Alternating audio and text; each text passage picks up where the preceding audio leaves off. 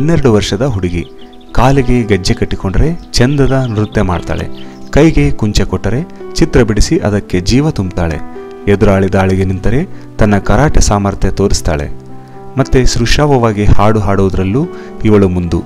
ವಯಸ್ಸಿಗೆ ಮೀರಿದ ಪ್ರತಿಭೆ ಹೊಂದಿರುವ ಈ ಬಾಲ ಪ್ರತಿಭೆಯೇ ಅಮೃತ. ಬೆಂಗಳೂರಿನ ಭಾಸ್ಕರ್ ಮತ್ತು ಜ್ಯೋತಿ ದಂಪತಿಯ ಪುತ್ರಿ ಈಕೆ. ಪ್ರಸ್ತುತ ಬೆಂಗಳೂರಿನ ಜಕ್ಕೂರು ಬಡಾವಣೆಯಲ್ಲಿ 8ನೇ ತರಗತಿ ವಿದ್ಯಾರ್ಥಿನಿ. ಚಿತ್ರಕಲೆಯಲ್ಲಿ pencil shading, colour pencils, oil pastels, acrylic, water colours, glass ಪೇಂಟಿಂಗ್ನಂತಹ ಪ್ರಕಾರಗಳನ್ನು ಕರಗತ ಮಾಡಿಕೊಂಡಿದ್ದಾಳೆ ಈಕೆ. 5ನೇ ವಯಸ್ಸಿಗೆ ಕರಾಟೆ ಕಲಿಯಲು ಆರಂಭಿಸಿದ ಅಮೃತ ಪ್ರಸ್ತುತ ಬ್ಲ್ಯಾಕ್ ಸ್ಟ್ರೈಪ್ ಬೆಲ್ಟ್ ಹೊಂದಿದ್ದು ಹಲವು ಪ್ರಶಸ್ತಿ ಮುಡಿಗೇರಿಸಿಕೊಂಡಿದ್ದಾಳೆ.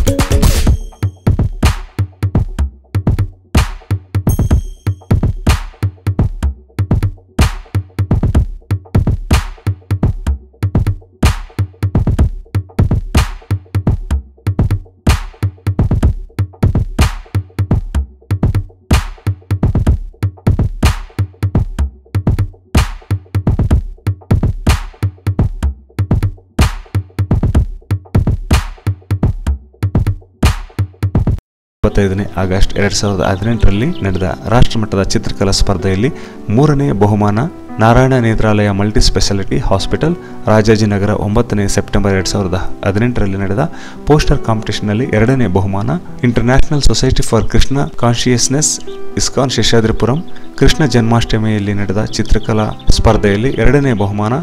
ಒಂದಲ್ಲ ಎರಡಲ್ಲ ಸುಮಾರು ಬಹುಮಾನಗಳನ್ನ ಪ್ರಶಸ್ತಿಗಳನ್ನ ಕುಮಾರಿ ಅಮೃತ BE ಪಡೆದುಕೊಂಡಿದ್ದಾಳೆ.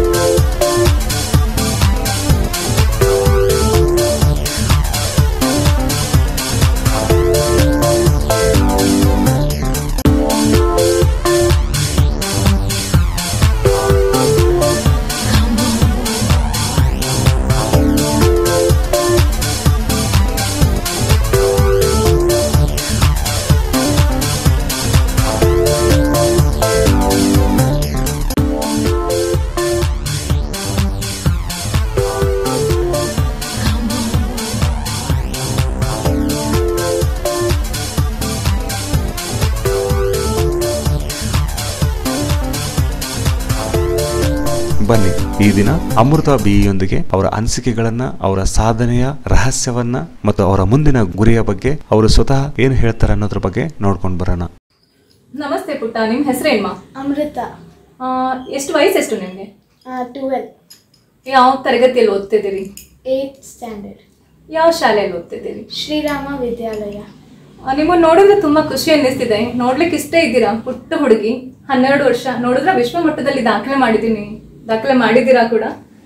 Universal achievers book of records, Miss B. Amrita for being the youngest kid artist in the world to paint most different varieties of paintings ಇದೆ. ಸೊ ಈ ದಾಖಲೆ ಮಾಡೋದು ಹೇಗೆ ಸಾಧ್ಯ ಆಯಿತು? ಈ ಸಾಧನೆಗೆ ಸ್ಫೂರ್ತಿ ಯಾರು ಮಾ? ಅಂದರೆ ಇವಾಗ ಕರೋನಾ ಬಂದಿದೆಯಲ್ಲ, ಸೊ ಅದರಿಂದ ನಂಗೆ ಸ್ಕೂಲೆಲ್ಲ ಆನ್ಲೈನ್ ಕ್ಲಾಸಸ್ ಇರುತ್ತೆ.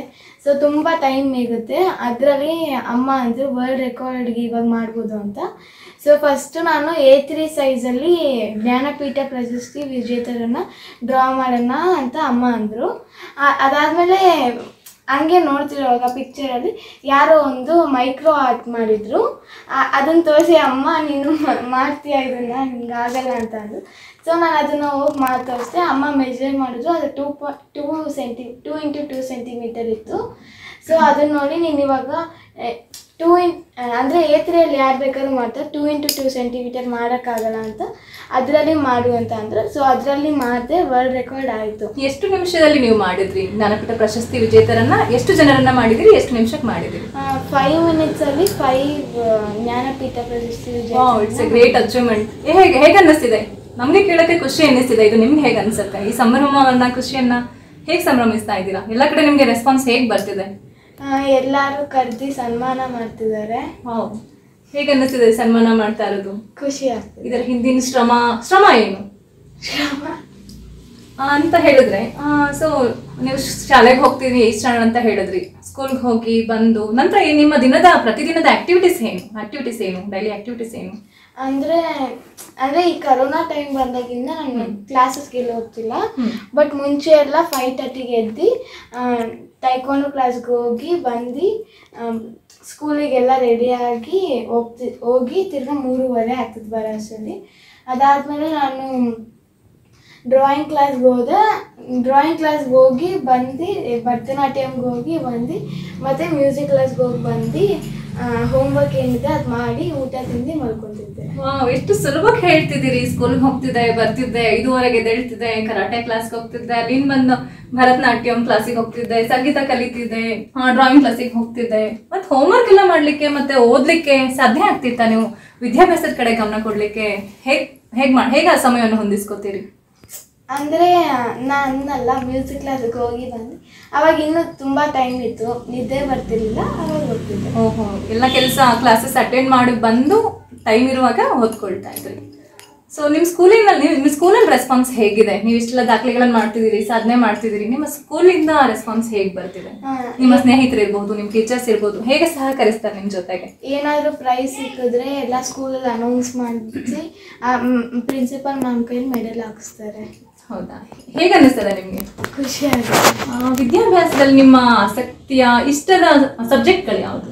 ಇಂಗ್ಲೀಷ್ ಮತ್ತು ಸಿವಿಕ್ಸ್. ಈಗ ಕರಾಟೆ, ಭರತನಾಟ್ಯ, ಸಂಗೀತ, ಚಿತ್ರಕಲೆ ಇಷ್ಟೆಲ್ಲ ಮಾಡ್ತೀನಿ ಅಂತ ಹೇಳಿದ್ರಿ, ಮಾಡ್ತಿದ್ದೀರಾ ಕೂಡ. ಇದರಲ್ಲಿ ಆಸಕ್ತಿ ಹೇಗೆ ಮೂಡ್ತು ನಿಮಗೆ? ನನಗೆ ಟೈಕ್ವಾಂಡೋ ಅಲ್ಲಿ ನಾನು ಚಿಕ್ಕವಳಿರೋವಾಗ ನಮ್ಮ ಅಣ್ಣ ಹೋಗ್ತಿದ್ದ.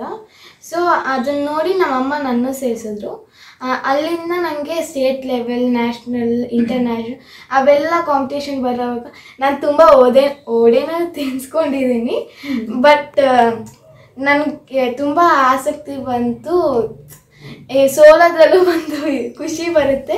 ಮತ್ತು ಅಲ್ಲಿಂದ ನಾನು ಅಂದರೆ ತುಂಬ ಆಸಕ್ತಿ. ಸೋಲನ್ ಕೂಡ ಸಂಭ್ರಮಿಸ್ತೀರಾ ನೀವು ಈ ವಯಸ್ಸಿಗೆ? ಗ್ರೇಟ್. ಈಗ ನೀವು ಭರತನಾಟ್ಯ, ಸಂಗೀತ, ಚಿತ್ರಕಲೆಯನ್ನು ಕೂಡ ಜೊತೆ ಕಲಿತಾ ಇದ್ದೀರಾ. ಸೊ ಅದ್ರ ಬಗ್ಗೆ ಸ್ವಲ್ಪ ಮಾಹಿತಿಯನ್ನು ಕೊಡ್ಲಿಕ್ಕೆ ಸಾಧ್ಯನಾ? ನಾನು ಡ್ರಾಯಿಂಗ್ ಅಂತ ಅಂದರೆ ಸ್ಕೂಲಲ್ಲಿ CC ಎಲ್ಲ ಇರುತ್ತಲ್ಲ, ಅದರಿಂದ ನಂದು ಡ್ರಾಯಿಂಗ್ ಮಾಡಿದ್ನಲ್ಲ, ಅಮ್ಮ ನೋಡಿ ನಂಗೆ ಅವಾಗ ಡ್ರಾಯಿಂಗ್ ಸೇರಿಸಿದ್ರು. ಅವಾಗಿಂದ ನಾನು ಡ್ರಾಯಿಂಗಲ್ಲಿ ನಂಗೆ ತುಂಬ. ನೀವೇ ಓನಾಗಿ ಮಾಡ್ತಾ ಹೋಗ್ತೀರಾ ಇಲ್ಲ ಹೇಗೆ? ಫಸ್ಟು ಒಂದು 3 ಮಂತ್ಸ್ ನಾನೇನೋ ಕಲಿತೆ. ಅದಾದಮೇಲೆ ಟೀಚರ್ಸ್ ಕರೆಕ್ಟಾಗಿ ಬರ್ತಿರಲಿಲ್ಲ. ಸೊ ಇವಾಗ ಎಲ್ಲೇ ಹೋದ್ರೂ ಅಲ್ಲಿ ಬುಕ್ಸ್ ಸಿಕ್ಕಿದ್ರೆ ಅಮ್ಮ ಎಲ್ಲ ಬುಕ್ಸ್ ನೋಡಿ ಇದನ್ನ ಎಲ್ಲ ಜಾಸ್ತಿ ಬುಕ್ಸ್ ಎಲ್ಲ ಕೊಡಿಸಿ ಅದರಲ್ಲಿ ನೋಡ್ಕೊಂಡು ಮಾಡೋಕ್ಕೆ ಹೇಳ್ತಿದ್ರು. ಅಂದರೆ ಪುಸ್ತಕಗಳನ್ನು ನೋಡಿ ನೀವು ಕಲಿತಾ ಹೋದ್ರಿ. ಸೊ ಸೊ ನೀವು ಯಾವ್ಯಾವ ತರದ ವೆರೈಟೀಸ್ ಚಿತ್ರಗಳನ್ನ ಮಾಡ್ತೀರಾ, ಯಾವ್ಯಾವ ಬಣ್ಣಗಳನ್ನ ಉಪಯೋಗಿಸ್ತೀರಿ ಮಾಡ್ಲಿಕ್ಕೆ? ನನಗೆ ಫಸ್ಟ್ ಗೊತ್ತಿದ್ದಂದ್ರೆ ಬರೀ ಕಲರ್ ಪೆನ್ಸಿಲ್ಸ್ ಗೊತ್ತಿತ್ತು, ಮತ್ತೆ ವ್ಯಾಕ್ಸ್ ಕ್ರೇಯನ್ಸ್ ಗೊತ್ತಿತ್ತು. ಹಂಗೆ ಕಾಂಪಿಟೇಷನ್ಸ್ಗೆಲ್ಲ ಹೋಗ್ತಾ ನಾನು ಬೇರೆ ಪಾರ್ಟಿಸಿಪೆಂಟ್ಸ್ನ ನೋಡಿದಾಗ ಅವರು ಒಂದ್ ಕಲರ್ನ ತಂದಿದ್ರು. ನಾನು ಅವ್ರದ್ದೇ ನೋಡಿ ಮನೆಗೆ ಬಂದ್ಮೇಲೆ ನಮ್ಮ ಅಮ್ಮ ಕೇಳ್ತೀನಿ, ನಂಗೆ ಇದನ್ನ ಕೊಡ್ಸು, ನಂಗೆ ಇದನ್ನ ಮಾಡಕ್ ಇಷ್ಟ ಅಂತ. ಈಗ ಯಾವ್ಯಾವ ತರದನ್ನೆಲ್ಲ ನೀವು ಮಾಡ್ತಿದ್ದೀರಾ?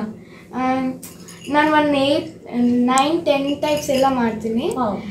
Pencil shading, oil pastels, colour pencil, crayons, painting, acrylic painting, oil painting ಸ್ವಲ್ಪ ಮಾಡಿದ್ದೀನಿ, ಮತ್ತು ಗ್ಲಾಸ್ ಪೇಂಟಿಂಗ್, ಡಾಟ್ ಪೇಂಟಿಂಗ್. ಇಷ್ಟು ವಯಸ್ಸಿಗೆ ಹೇಗೆ ಸಾಧ್ಯ ಆಯ್ತು ನಿಮ್ಗೆ ಇಷ್ಟೆಲ್ಲ ಮಾಡ್ಲಿಕ್ಕೆ? ಸಮಯ ಸಾಕಾಗತ್ತಾ? ಸಾಕಾಗುತ್ತೆ. ಗುಡ್.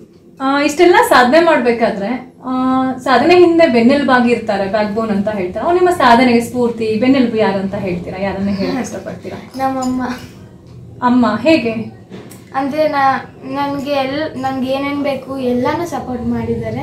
ಅಂದರೆ ಅಪ್ಪನೂ ಮಾಡಿದ್ದಾರೆ, ಬಟ್ ತುಂಬ ಅಂದರೆ ಅಮ್ಮ ಮಾಡಿದ್ದಾರೆ.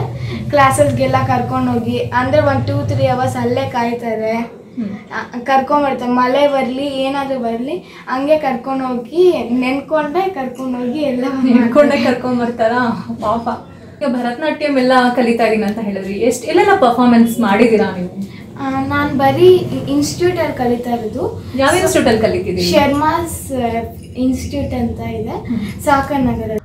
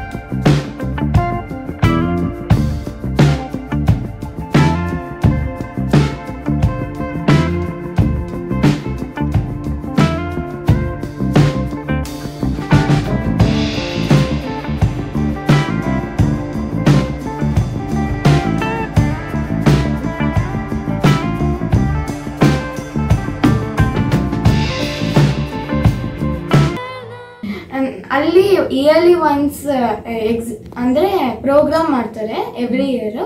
ನಾನು ಅದ್ರಲ್ಲಿ ಮಾತ್ರ ಮಾಡಿದ್ದೀನಿ ಅಷ್ಟೇ, ಭರತನಾಟ್ಯಂ ಪ್ರೋಗ್ರಾಮ್. ಇನ್ನೂ ಸಾಕಷ್ಟು ಪ್ರೋಗ್ರಾಮ್ಸ್ ಎಲ್ಲ ಅಟೆಂಡ್ ಮಾಡಿ ಕೊಡಬೇಕು ಅಂತ ತುಂಬ ಆಸೆ ಇದೆ. ತುಂಬ ಆಸೆ ಇದೆಯಾ?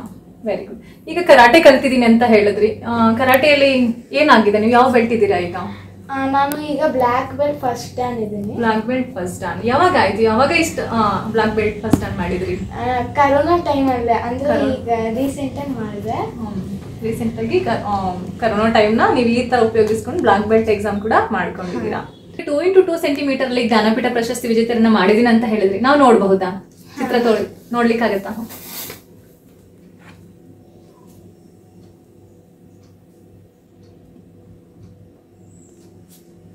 ಓಕೆ, ತುಂಬಾ ಅದ್ಭುತವಾಗಿದೆ. ಒಂಥರ ಆಶ್ಚರ್ಯ ಕೂಡ ಅನ್ನಿಸ್ತಾ ಇದೆ. ಇಷ್ಟು ಚಿಕ್ಕ ಮಗು 2x2 ಸೆಂಟಿಮೀಟರ್ ನಮ್ಮ ಜ್ಞಾನಪೀಠ ಪ್ರಶಸ್ತಿ ಪುರಸ್ಕೃತ ಕನ್ನಡಿಗರನ್ನ 2x2 ಸೆಂಟಿಮೀಟರ್ ಬಿಡಿಸಿರೋದು ತುಂಬಾ ಹೆಮ್ಮೆ ಮತ್ತೆ ಅದ್ಭುತ ಕೂಡ ಅನ್ನಿಸಿದೆ. ಧನ್ಯವಾದಗಳು ಅಮೃತ ಅವರೇ. Thank you. ಮತ್ತೆ ಈಗ ಇಷ್ಟು ಸಣ್ಣ ವಯಸ್ಸಿಗೆ ಇಷ್ಟ ಎಲ್ಲ ಸಾಧನೆ ಮಾಡಿದ್ರಿ, ಮುಂದಿನ ನಿಮ್ಮ ಜೀವನದ ಗುರಿ ಏನು? ನಾನು ಆರ್ಟಿಸ್ಟ್ ಆಗಬೇಕು ಅಂತ ಇಷ್ಟ, ಮತ್ತು ಸ್ಪೀಡ್ ಪೇಂಟರ್ ಆಗಬೇಕು ಅಂತ ತುಂಬ ಇಷ್ಟ ಇದೆ. ಅದಕ್ಕೆ ಏನೇನು ಪ್ರೋತ್ಸಾಹ ಬೇಕು ಅದೆಲ್ಲ ಮಾಡ್ತಿದ್ದೀನಿ, ಮತ್ತು ಹಾರ್ಡ್ ವರ್ಕು ಇದೆ. ಸೊ ಇನ್ನು ಸ್ಪೀಡ್ ಪೇಂಟರ್ ಆಗಬೇಕು. ಸ್ಪೀಡ್ ಪೇಂಟರ್ ಆಗಬೇಕು, ಆರ್ಟಿಸ್ಟ್. ನಿಮ್ಗೆ ಯಾಕೆ ಆರ್ಟಿಸ್ಟೇ ಆಗಬೇಕು ಅನ್ನಿಸ್ತಿದೆ? ಎಲ್ಲರೂ ಡಾಕ್ಟರ್, ಲಾಯರ್, ಇಂಜಿನಿಯರ್ ಆಗಬೇಕು ಮತ್ತು ವಿದೇಶಕ್ಕೆ ಹೋಗ್ಬೇಕು ಏನೋ ಕನಸುಗಳನ್ನ ಹೊತ್ಕೊಂಡಿರ್ತಾರೆ. ಬಟ್ ನೀವು ಯಾಕೆ ಆರ್ಟಿಸ್ಟೇ ಆಗಬೇಕು, ನಾನು ಸ್ಪೀಡ್ ಪೇಂಟರ್ ಆಗಬೇಕು ಅಂತ ಆಸೆ ಇಟ್ಕೊಂಡಿದ್ದೀರಿ? ಅಂದರೆ ನಾವು ಇವಾಗ ಒಬ್ಬೊಬ್ರು ಒಂದೊಂದು ಫೀಲಿಂಗ್ ಹೇಳೋಕ್ಕಾಗಲ್ಲ. ಸೊ ಅದನ್ನು ಪೇಂಟಿಂಗ್ ಮುಖಾಂತರ ತೋರಿಸ್ತಾರೆ. ಪೇಂಟಿಂಗ್ ಅಂದರೆ ಫುಲ್ ಕಲರ್ಫುಲ್ ಇರುತ್ತೆ. ಅದರಲ್ಲಿ ನನಗೆ ಪೇಂಟಿಂಗಲ್ಲಿ ತುಂಬ ಆಸಕ್ತಿ ಇದೆ, ಅದಕ್ಕೆ. ಪೇಂಟಿಂಗ್ ಅಲ್ಲಿ ಆಸಕ್ತಿ ಇದೆ, ಅದರಲ್ಲಿ ಆ ಭಾವನೆಗಳನ್ನ ತೋರಿಸಬಹುದು ಅಂತ ಹೇಳ್ತಿದ್ದೀರಿ. ನೀವು ಯುವ ಜನತೆಗೆ, ವಿದ್ಯಾರ್ಥಿಗಳಿಗೆ ಏನು ಹೇಳಕ್ ಬಯಸ್ತೀರಾ? Practice makes man perfect. Practice makes man perfect. Okay. ಈಗ ನಿಮ್ಮಂಥದ್ದೇ ಸಾಕಷ್ಟು ಜನ ವಿದ್ಯಾರ್ಥಿಗಳಿರ್ತಾರೆ, ಬೇರೆ ಸ್ಟೂಡೆಂಟ್ಸ್ ಇರ್ತಾರೆ. ಸೊ ಅವರಿಗೆ ನೀವು ಕೊಡೋ ಟಿಪ್ಸ್ ಏನು? ಬೇರೆ ಮಕ್ಕಳಿಗೆ ಏನೆಲ್ಲ ಮಾಡಬಹುದು ಅಂತ ನೀವು ಹೇಳ್ತೀರಾ? ಏನೆಲ್ಲ ಕಲಿಬಹುದು ಮಕ್ಕಳು? ಅಂದರೆ ಒಬ್ಬರಿಗೂ ಒಂದೊಂದಲ್ಲಿ ಆಸಕ್ತಿ ಇರುತ್ತೆ. ಅಂದರೆ ಬ್ಯುಸಿಯಾಗಿದ್ದಷ್ಟು ನಮಗೆ ತುಂಬ ಅಂದರೆ ನಮಗೆ ಬೇರೆ ಯೋಚನೆಗಳು ಬರಲ್ಲ. ಹೌದಾ?